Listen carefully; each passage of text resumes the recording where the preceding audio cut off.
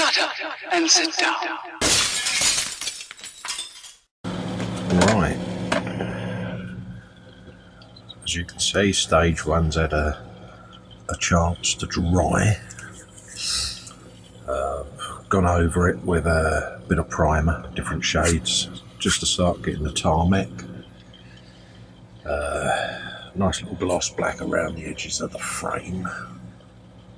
It's only had one coat so far, and I've made me curbstones out of a piece of modelling clay and just laid that on there. This is the removable section that I've put in. It's a little delicate to get off.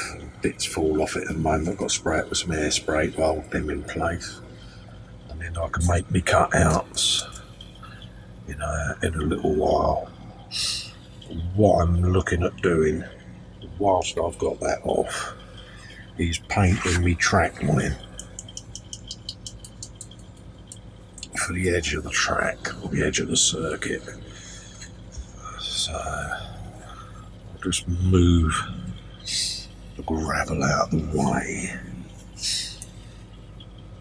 Give myself a brush.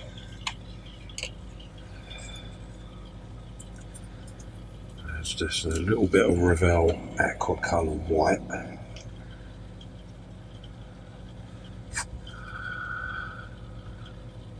And I'm just coming across the tape to get my line started, like so. Bearing in mind the frame itself's got to have another coat of paint yet, as well as the track needing a little bit more work. So by putting the line in now, I can actually weather it slightly, age the line down a bit of dirt, bit of grime, that sort of thing. So although the line's been painted at the moment, it will darken down a tad. This is just to get something on there resembling the edge of the track.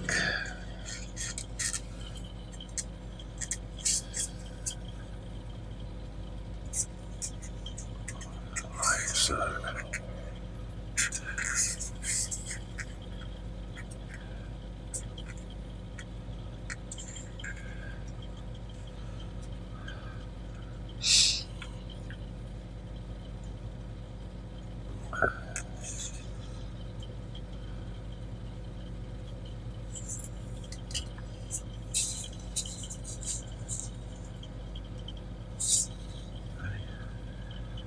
all it is just a little bit of paint.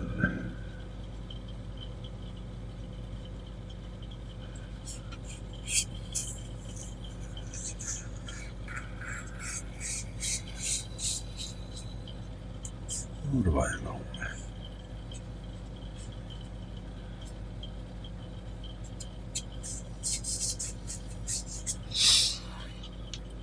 Okay. So I'm going to let that dry. Move that out of the way. And come on the flagstones now. Now I've done a bit of Googling. Silverstone had white and red curbs. I think it still has actually, so one white, like so, 1, 2, 3 red, then white again, and then red again. So just mark up the ones that I'm going to paint.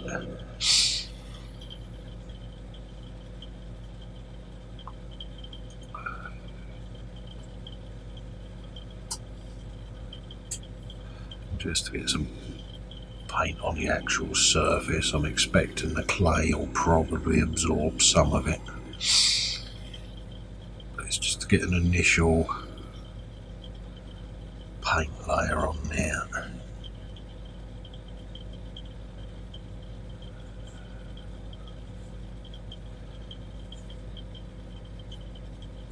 Don't worry about brush strokes, because bear in mind these were hand painted, these track edges, so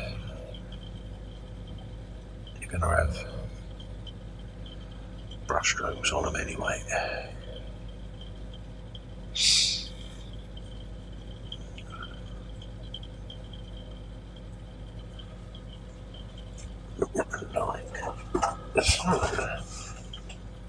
just lift that up a tad.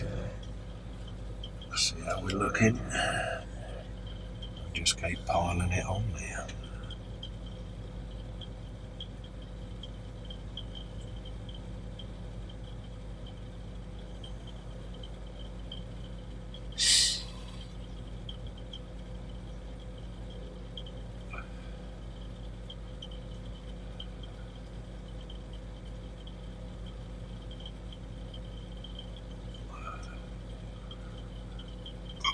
Pardon me.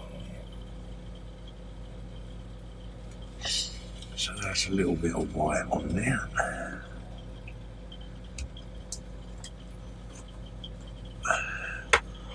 Clean my brush, come back with a bit of red.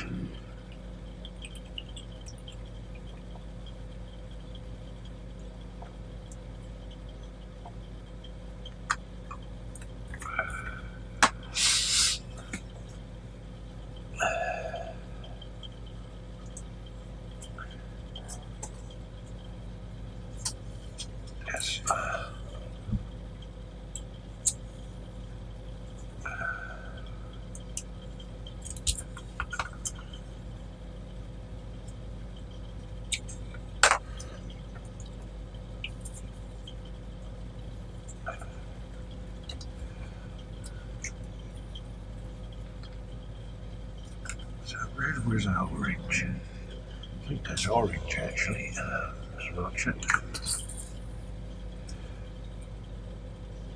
Yeah.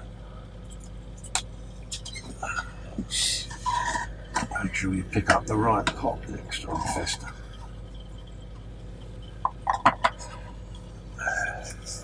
Shove the right white away for a moment. And let's have a look at what red I've got.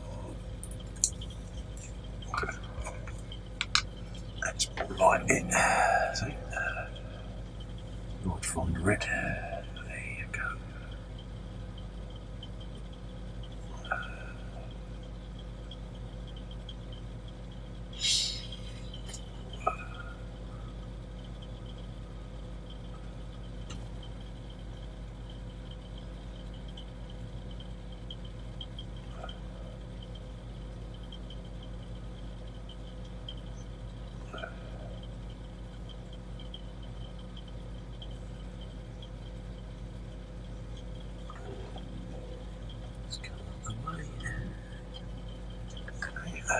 Then there's 3 red ones just here. 1, 2, 3.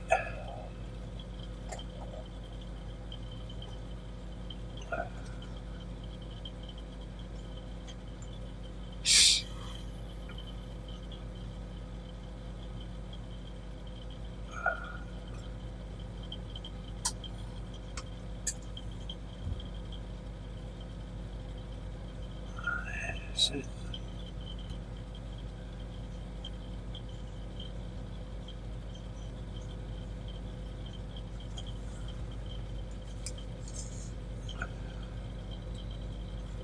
Turn it round so I can actually see it.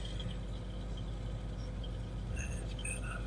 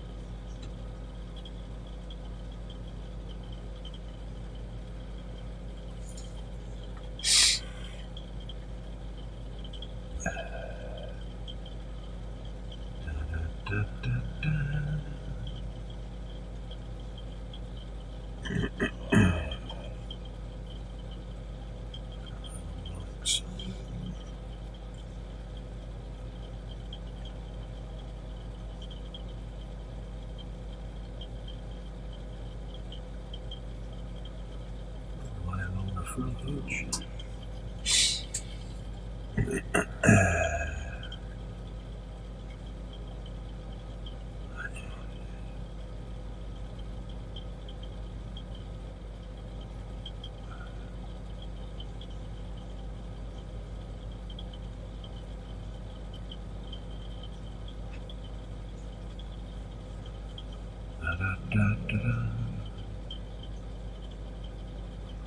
Like so.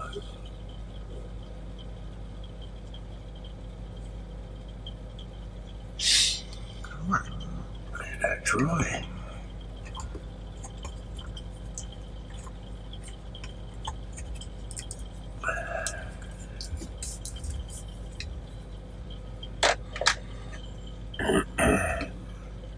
As you can see, that's for its first coat. Not looking too shabby.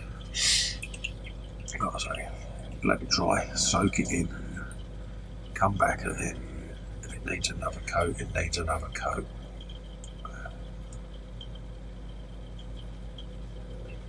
It's just to finish that little bit off.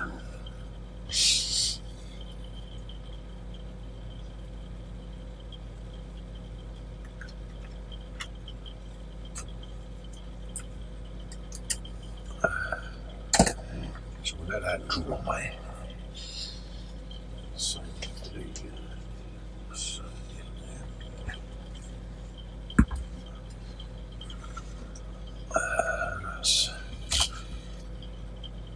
move the track edge up out of the way. I just want to come back now up my frame, just to try and give that a little bit more of a sexy finish. Let's see what we got here.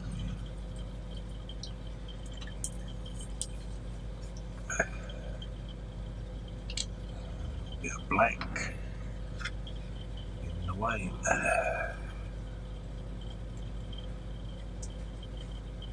We can start dressing up the front edge of that frame now.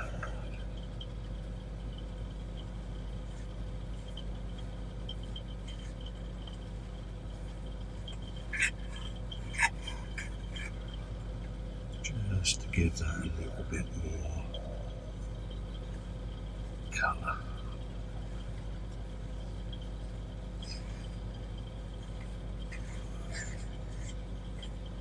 Like that.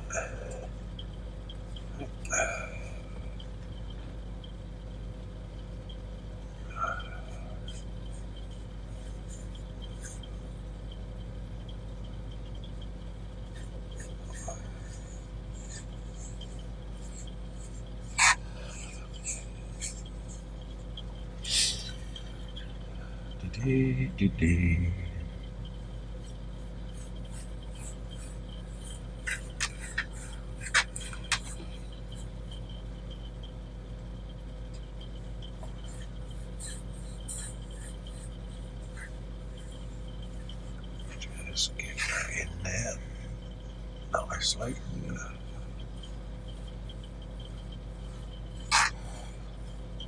Just gives that a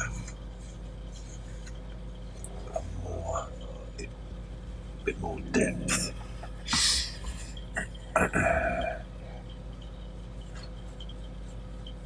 Let's go around all four sides. That's what last time we paint out.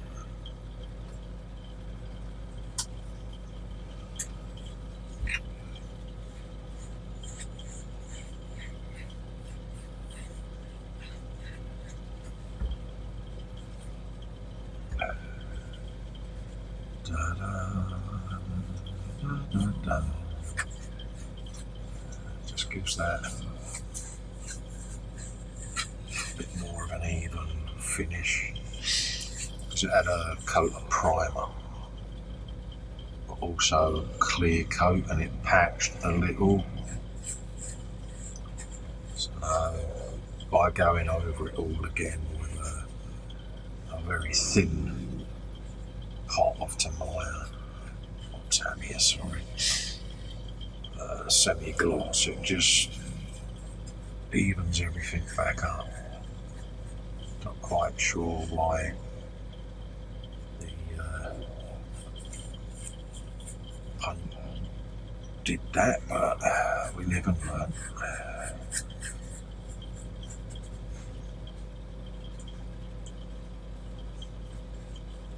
It can happen to the best of us.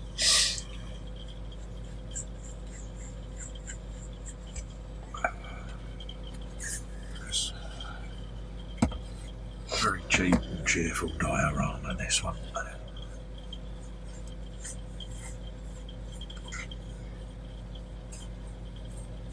Must admit, one I've enjoyed doing.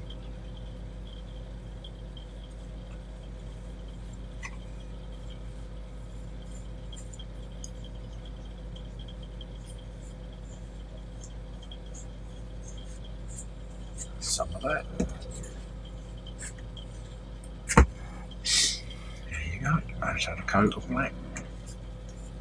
Happy days.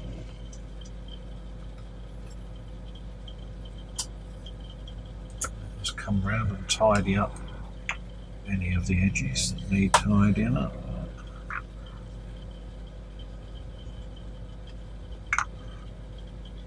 On the frame, like so. Yeah, where the removable section is.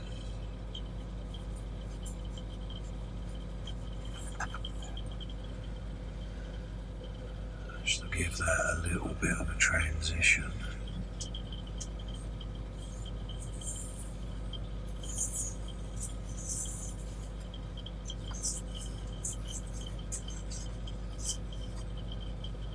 Like so.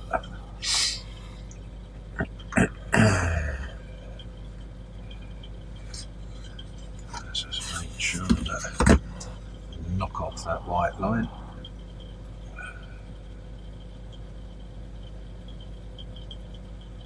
All the way along.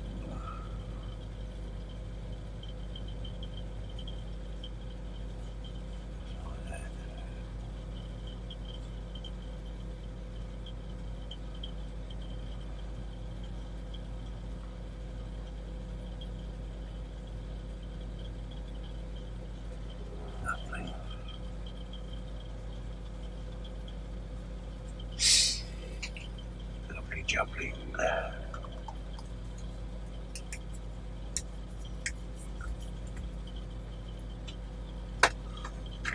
And now I can let that dry.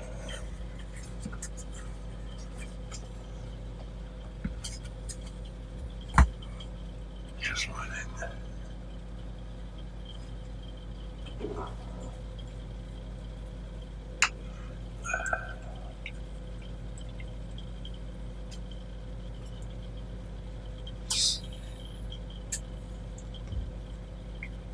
We can let the white paint on the side of the circuit dry off.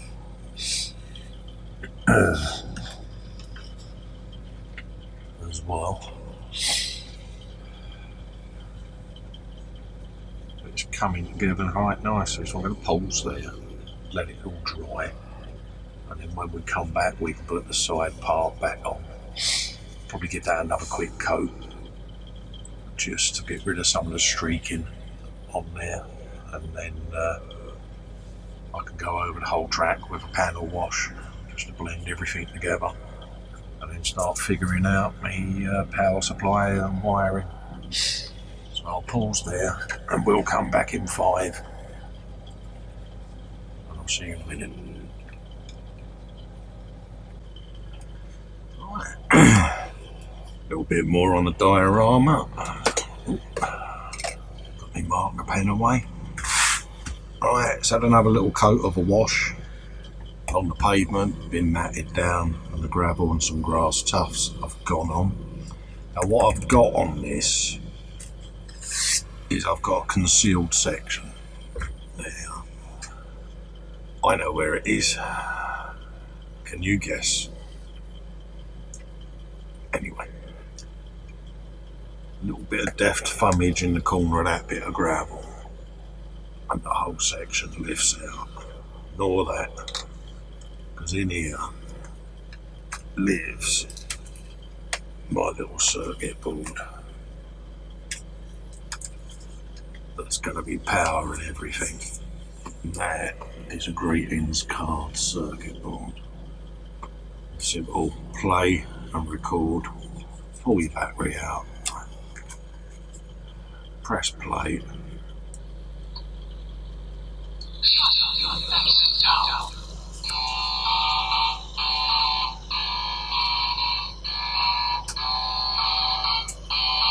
Alright,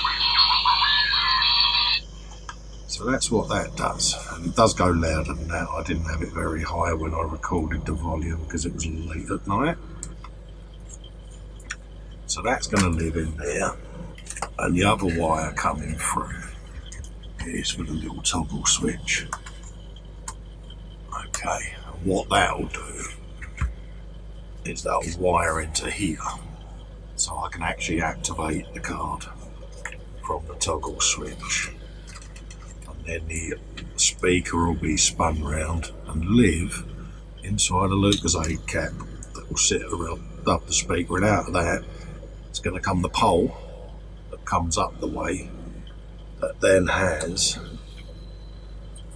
remember them, the PA speaker, and they'll sit about yay high, and just have a pair of PA speakers beaming out Murray Walker's commentary. And then all you do, if you need to change the batteries, pop the gravel off, pop it back on, just angle it under the curb, and a little presser room. Done. So that's where we're at the moment. I'm gonna do a little bit more weathering on the track there, because there's still a few tiny little blue sections showing through, as you can see in the light when it catches it, and it's bugging the bloody Jesus out of me. I don't want to lose the tyre marks, so I might just put another thin wash over it and then just keep applying layer after layer of varnish to try to stop it from coming off. Do you want to see the riders on it?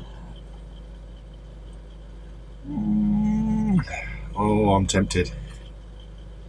I'm tempted. Oh, go on then. Right. These are attached with the wire spike going through the tyre that we went through, I think, on a previous episode. If not, I'll quite happily go through it again. Drilled through the tyre, straight up into the spoke, and attached a piece of earth core wire from Twin and Earth cable, available at any DIY shop. And as you can see, them bikes sit on there, pucker, like some of that. Right? You can hear the brum brum noises now. So that's roughly what we're going for, and then it will be a pole a little bit higher than that paintbrush in height, poking out the gravel there. I might actually do it on the corner of the stand, coming up the way, with Murray's explosive commentary in his own inevitable style. So that's what we're going to have. And the beauty of doing the riders like that as well is if you looked at recreating, I don't know, Rossi and Stoner, you can move the bikes around. So, you could have Rossi overtaking Stoner, and you could have Stoner overtaking Rossi. I'd love to redo the Laguna Seca downhill section where Rossi undercut Stoner. So I'm tempted to get another Rossi bike and do the Laguna Seca scene. I'm really tempted by that, but not this moment in time. I think I will do that bike build. Again, one of those epic moments in time. So I'm going to pause. We'll come back and we will probably be putting on the labels that I put on every single diorama. I think we'll do a bit of work on the PA speakers, showing you how I make them. Go through how the audio's done onto the greetings card for those of you that don't know. And it's just literally then going to be a little bit of lipstick and mascara on this, and this is complete. Yeah, I can hear you all cheering. Stop it. But yeah, so I'm going to pause, we'll come back, we'll crack on with that. See you in a moment. Right, we're at the final stages now then. That's had its little covering of matte varnish. I've stuck the front label on, which was printed on a sheet of A4. Barry Sheene versus Kenny Roberts, Silverstone in '79. Then on the very end there, you've got "And look, Barry Sheene waves at Kenny Roberts," a quote by Murray Walker on his famous commentary of the race. On the back there, one of one built by me, Colin Wilkinson, Festa 67's workshop, and also put a little switch in for later use if I decide to use a DC power supply.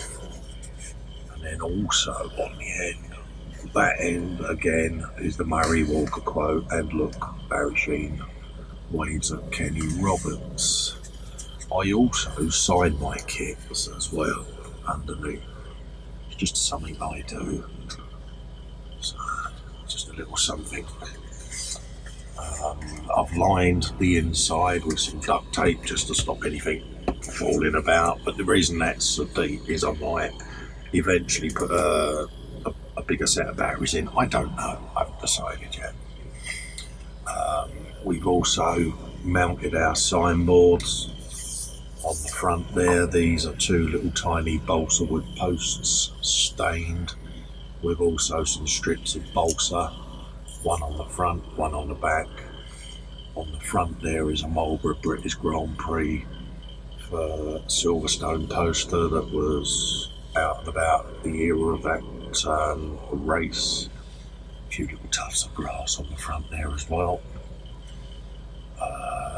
Obligatory crooked sign on the tannoy there for my old mate the Smoo down at Smoo's workshop, little Smoo Industries logo there. The reason that's on there is he done me a huge favour by helping me out by supplying a template or a decal set that I could use as a template to do some sexy decals on the Kenny Roberts bike because I didn't have any. So again, thank you Smoo, much appreciated mate. A little bit of fake wire there on the back of the speaker, just makes it look as if it's actually plugged in. It comes all the way down to this little box on the rocks with a wire coming out of it. There's also fake, but this little box has a trick. When you press it, out comes the sound.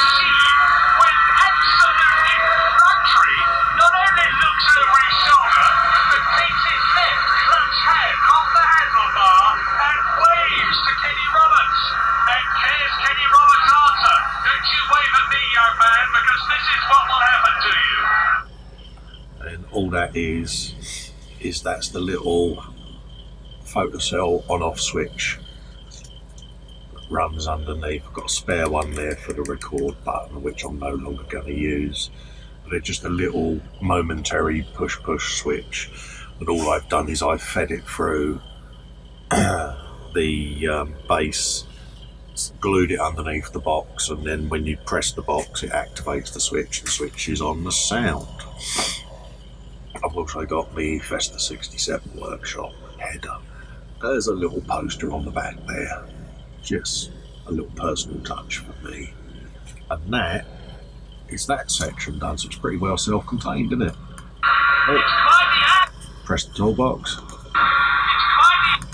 and press it off, and that is literally the greetings card circuit there with 3 little batteries in.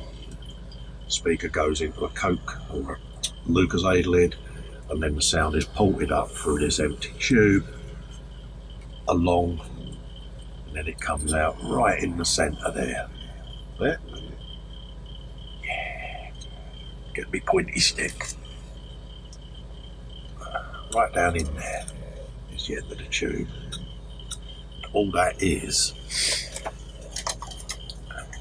styrene tube. Okay, and what you do is you get 2 pieces of it. You get a drill bit on your Dremel, and you rest it against the tube, press it, and it will cut a semicircle notch. Slide this one in, glue it, plug the end with a bit of sprue goo, and you can then send sound up the tube and out to whatever speaker system you like. A lot easier than trying to shoehorn a speaker in there, I think. And the shape of that and the way it's ported does help the sound to gravitate up. So that just drops in place like so to finish that part of the diode. And then to place the bikes on, if you remember rightly, I just had a piece of copper core that goes through the tyre. I've got a tiny little hole there. Drop the bike straight on, just like that. Let's do the same with Kenny Roberts. Rotate the wheel straight in, and there you have the 2 bikes on the diorama. And that, my friends, is the Barry Sheene build done. Yeah, I thoroughly enjoyed that one. It, you know, it had its moments, quite a bit of modification on Barry's arm there. Same with Kenny Roberts. You know, I had to hang, draw and quarter the ball bloke to get the fit on the bike.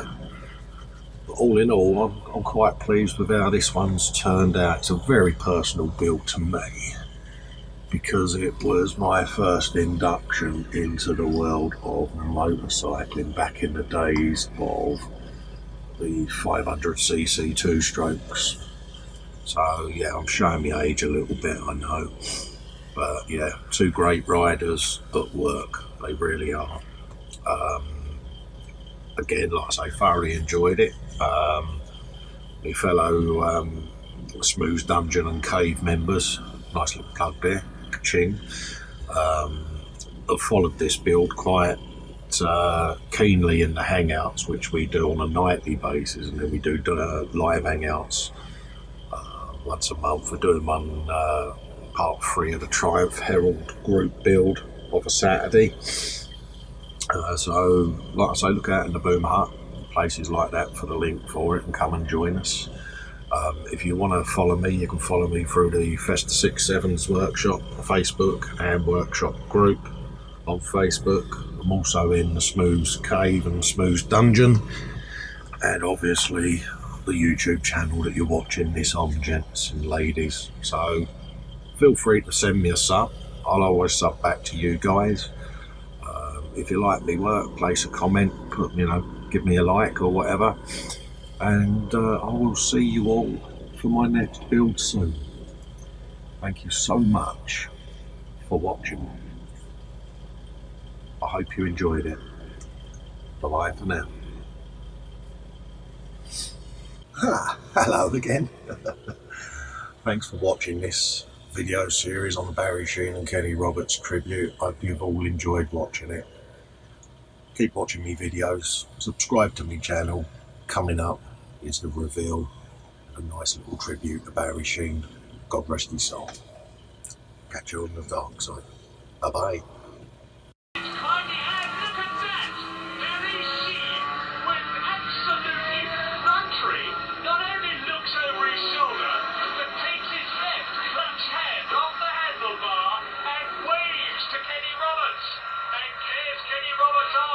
Don't you wave at me, young man, because this is what will happen to you.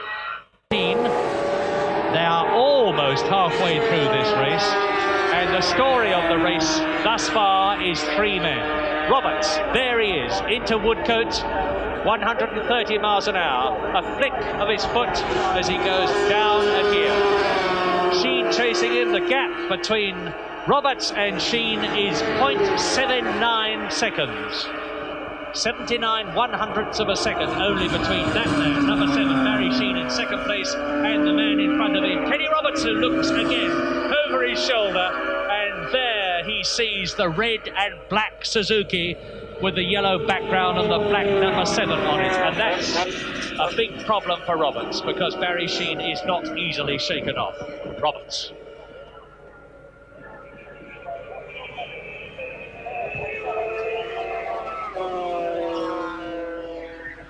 Round Chapel into Hangar Straight.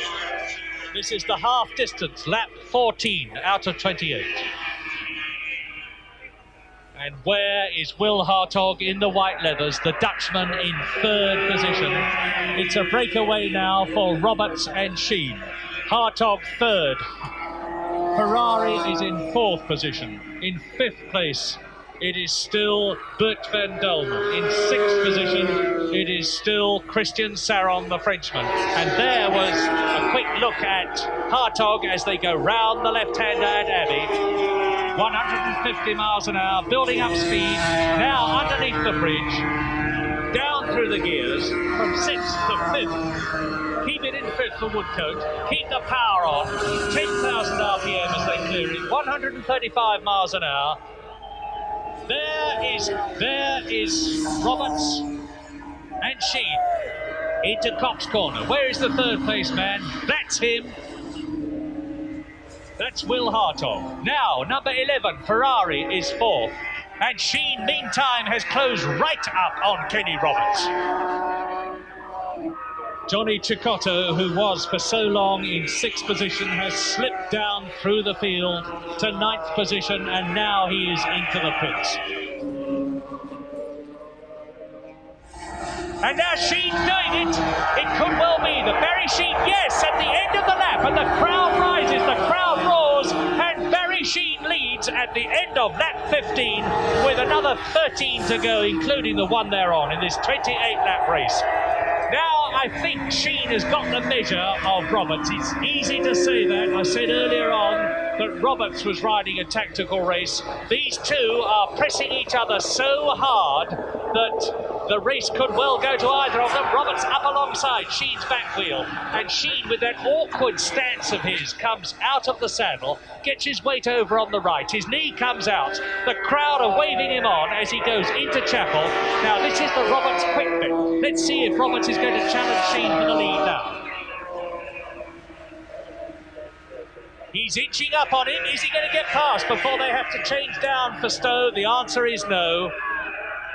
Barry Sheene, who said to me yesterday, I'm going to ride as fast as I possibly can, but I'm not going to stick my neck out, I'm not going to risk anything for anyone, is therefore riding well within his limits, which are so much higher than almost anybody else's. One of the few exceptions, of course, is the man right behind him, Kenny Roberts. As they come up now to yet another tail ender, they're going through the rest of the field like a hot knife through butter, down to Woodcote. Is Sheene going to pass the tail ender before they come to Woodcote, or after? And the answer is after. Sheene goes straight past the Norwegian rider, Swedish rider, Peter Söderström, and so does Kenny Roberts. Down to Cox. Will Hartog dropping back all the time. So the Dutchman is either tired himself, and it's quite... And look at that! Barry Sheene, with absolute effrontery, not only looks over his shoulder, but takes his left clutch hand off the handlebar and waves to Kenny Roberts. And cares Kenny Roberts' answer? Don't you wave at me, young man, because this is what will happen to you. And Kenny Roberts has